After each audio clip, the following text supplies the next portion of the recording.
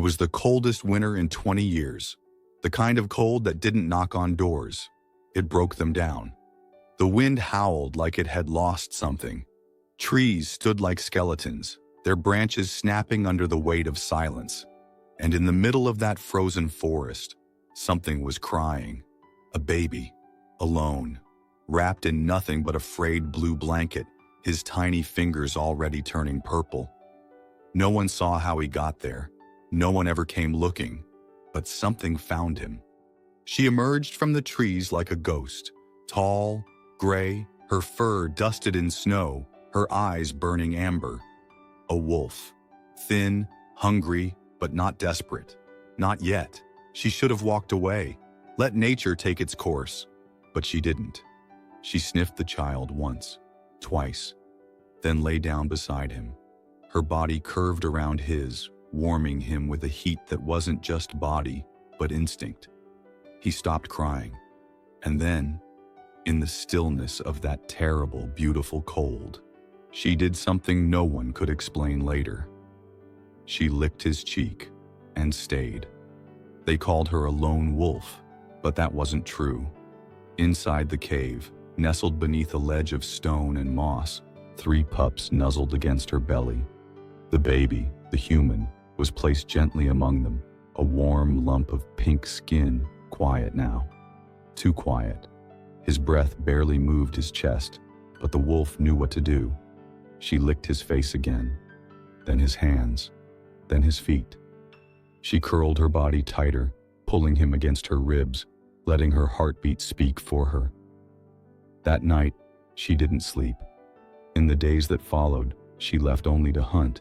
Sometimes she brought back scraps, sometimes nothing at all. But when she did, she always returned to the cave, her steps cautious. Each time, she checked on him first, then the others. And slowly, the child began to stir. He didn't cry like the others. He didn't make sounds. But when she looked into his eyes, wide, dark, still, something looked back. Something open. Something trusting. There are no words for that kind of bond. Not in any language spoken by men, but in the cave, it grew in silence, built from warmth, from breath, from survival. He suckled beside the pups, slept beneath her chin, climbed over her back when he grew stronger. His tiny hands learned the texture of fur before they ever felt cloth. His first lullaby wasn't sung. It was the slow rhythm of a wolf's breath as she watched over him through the night. They called her a wild animal, but inside that cave, under the glow of a full moon, she was only one thing: his mother. It happened on the first thaw of spring. The snow had begun to melt, pooling in dark veins through the forest. Birds returned, their songs unsure. The world was waking up again, and with it came men. Hunters, boots crunching through the forest floor, rifles slung across shoulders. They weren't looking for a child. They were tracking wolves. Livestock had gone missing that winter. Someone had to be blamed. They followed prints into the northern ridge, found claw marks, the faint smell of denning. And then, just as one raised a hand to signal silence, they heard a sound that didn't belong. A laugh. Small. Human. They crept closer, pushing through branches until they saw it. The mouth of a shallow cave. And a boy. No older than 2, naked, filthy, but very much alive, giggling as he played with a stick and a curious pup. There were shouts, calls for blankets, for food, for answers. But when the boy saw the men, the coats, the fire, the metal, his eyes widened. He looked toward the cave. She appeared seconds later. The wolf. She didn't snarl. She didn't charge. She simply placed herself between the men and the child. Her eyes met theirs, calm, but ancient, as if she understood exactly what was about to happen. One man raised his gun, another lowered it. "It's just an animal," someone whispered. But to the boy, She was the only home he had ever known. He screamed when they took him, kicked and clawed, his tiny arms reaching backward as they wrapped him in coats and dragged him away. The wolf didn't chase. She just stood at the edge of the trees, silent, as the boy vanished into the arms of his own kind. And when the last echo of his cry disappeared, she howled, not out of anger, not even grief, but something deeper, a sound the forest would never forget. Here is the next chapter, rich in emotional isolation and quiet longing. They named him Elijah. He was found barely able to walk upright, unable to speak, unable to eat with a spoon. The doctors said it was a miracle he survived. The villagers said it was witchcraft. The newspapers called him the Wolf Boy. But Elijah didn't care about names. What he cared about was missing. He cried through the first nights, long, low cries that no one understood. He crawled into corners, refused beds, preferred the floor. He growled when frightened, flinched at the sound of doors. But the most curious thing? He kept turning his head toward the hills, always listening, as if he expected something or someone. He was sent to a family who tried to love him. They dressed him in soft clothes, gave him warm food, spoke to him gently. He let them, but he never fully came back. At school, he was quiet, bright but distant. He didn't play games with the other children. He didn't laugh when they laughed. Sometimes he'd sit for hours at the window, eyes fixed on the line where the forest met the sky. And at night, he dreamed. Not of monsters, not of stories. He dreamed of warmth, of fur and breath and glowing eyes in the dark. As he grew older, the memories blurred, faded, as childhood memories often do. But the feeling remained, a strange emptiness in his chest. Not like sadness exactly, but like he'd left something behind, something important, something wild. And every time the moon was full, he felt it stronger. Something pulling, calling, waiting. He was 17 the night he disappeared. No note, no bag. Just footprints, barefoot, in the dew-covered grass leading toward the tree line, then vanishing into the dark. They searched for days, called his name into canyons, left food near the edge of the woods. But deep down, his foster mother knew. Elijah hadn't run away. He had gone home.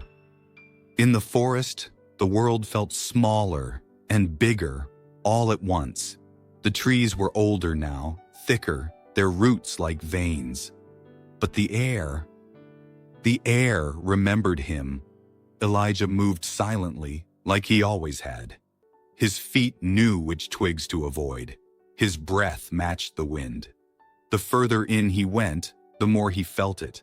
A hum beneath the soil, a memory in the bark, and then a sound, not loud, not close, but unmistakable. A howl. It didn't echo like it once did. It was ragged, low, a song from old lungs. But he knew it, not just the sound, the soul behind it. He followed. Hours passed, maybe more. He didn't feel time anymore, only direction. Until finally, in the clearing beneath the ridge, where moonlight spilled like milk over stone, he saw her, older, slower, her fur patchy, scarred, her ribs visible, but her eyes, still gold, still fire. She didn't move at first, just stared, as if unsure whether the shape in front of her was dream, ghost, or something far more sacred. Elijah stepped forward, one pace, then two. She lowered her head, and he knelt. There were no words, no explanations, just the sound of a boy's breath shaking and a wolf's nose pressed gently against his forehead. In that moment, the forest didn't breathe, because something had returned to it. They stayed like that for a long time. No movement, no sound. Just boy and wolf, forehead to muzzle, heartbeat to heartbeat, as the night closed in around them. The wind picked up gently, rustling the leaves above like whispers. Elijah didn't cry. He didn't need to. The ache in his chest was being filled by something older than words, something remembered. She stepped back first, wobbled just slightly. Her limbs were thinner than he remembered, her breath heavier, but she turned, slow and sure, and walked deeper into the clearing. He followed. No leash, no lead, just shadow and shape moving together like before. She led him to the edge of the stone, the place where the cave used to be. It had collapsed years ago, now overgrown with moss and root, but he recognized it. Every stone, every curve. She lay down in front of it. Elijah sat beside her, knees drawn to his chest. He placed one hand on her back. Her fur was coarser now, sparse, but warm. They stayed that way until the sun began to rise. No promises made, no goodbye spoken. She did not rise with the light. When he opened his eyes, her chest no longer moved. Her body, still facing the cave, looked peaceful, like she had waited just long enough to see her child one last time. Elijah didn't scream, didn't sob. He just placed his hand over her heart, now still, and closed his eyes. When he walked back into the village days later, he was barefoot, quiet, different. He didn't say where he'd been. He didn't need to. But every year after that, on the same night in late spring, he'd disappear into the woods for hours, sometimes longer. And if you followed him, which no one ever dared, you'd find him sitting beneath an old tree near a patch of moss-covered stone, still, silent, listening. Sometimes when the wind was just right, villagers said you could hear it too. Not a howl, but something softer, a lullaby perhaps. Remembered only by a boy who once belonged to the forest, and the wolf who once called him her own. Some bonds aren't written in blood or language. They're written in silence, in breath shared under moonlight, in warmth offered when the world turns cold. She wasn't human, he wasn't hers. And yet, they found each other, loved each other, saved each other. Because sometimes, the wild remembers what we forget. Love doesn't always need words, just presence. If this story touched you, share it. Someone out there still believes love only looks one way. And if you've ever felt like you didn't belong, maybe it's not you. Maybe it's just not your forest.